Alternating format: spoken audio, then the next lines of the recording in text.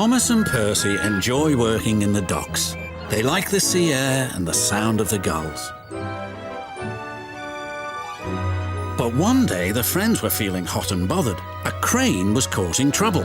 His name is Cranky, and this was his first day at the docks. "You're useless little bugs," he called from above. "If you put these trucks on the inside lines, then I wouldn't have so far to travel." "Rubbish," said Thomas. "We always arrange our trucks like this, and no crane has ever complained before." "Well, I'm complaining now." And Cranky banged his load down on the quayside. Later, the two engines met Gordon and James and told them about Cranky. "Cranes are airy-fairy things. They need a lot of attention, like me, in fact," said Gordon.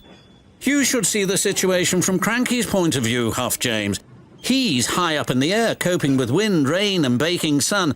Then he looks down and sees you two little engines being annoying. No wonder he called you bugs."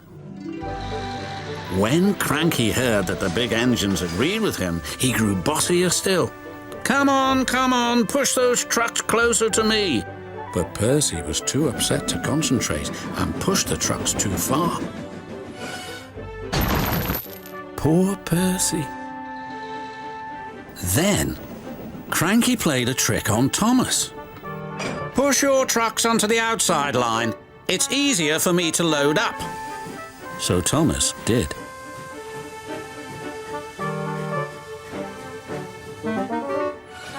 But Cranky left the loads beside the trucks, not in them. "You must have known my arm can't reach you there," complained Cranky. This mix-up caused confusion and delay. The Fat Controller was most upset. "Thomas and Percy, this new crane has an important job to do. I have heard that you have not been helping him today. You will go to your sheds and consider how you will improve yourselves tomorrow." Now, Thomas and Percy were upset too.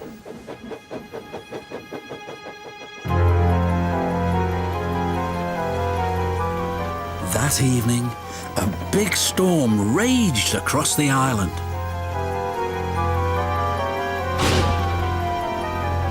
Cranky and the big engines were trapped at the docks. "We're sure to be safe in this shed," said Duck. But he was wrong.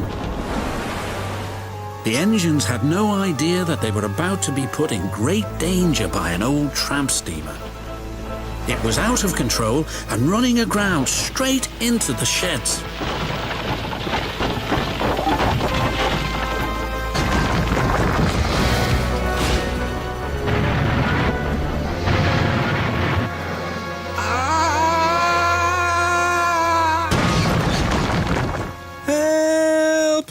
Called the engines from inside the shed. "I can't," called Cranky pathetically. When the storm was over, the Fat Controller rushed to the scene of destruction. "Thomas and Percy will help you," he called to Cranky, "and then you can help the engines."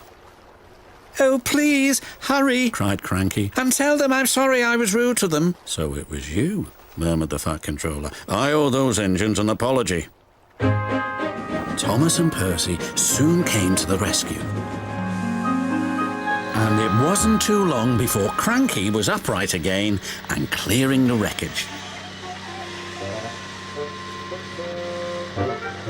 At last, all the engines were free. "Oh, thank you," said Gordon. "What would I have done without you?" "Well, I had to be rescued before I could help you. But I never thought it would be by a couple of Cranky was about to say bugs, but he quickly corrected himself. "Small engines, thank you. I'll never be rude again. However, you two mites are in my way, so move over." "Pah," said Percy. "He's back to bugging us." "Don't move. You're still attached to Cranky." But it was too late. Cranky still looks down on the two little engines. But ever since that stormy night, he never calls them bugs or mites because he knows they may bite back.